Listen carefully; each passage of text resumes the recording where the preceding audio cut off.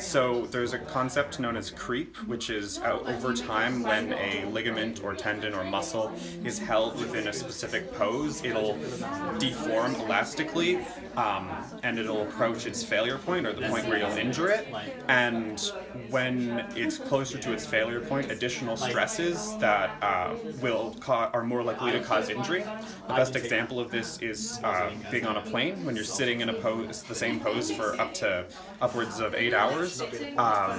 That causes the ligaments in your pelvis and your legs to be very prone to injury immediately after getting off the plane, which is why they don't have luggage claims so close to the exit of the plane, why you have to walk a certain distance and wait in line. It's so that you don't injure yourself because your tendons and ligaments and muscles are much weaker and more prone to injury after holding a pose for that length of time. So what would you say to the life models moving from pose to pose? Be conscious about overstressing things that you've just stressed. So think about what pose you're moving from and into and what you've been holding for a long time and what feels sore.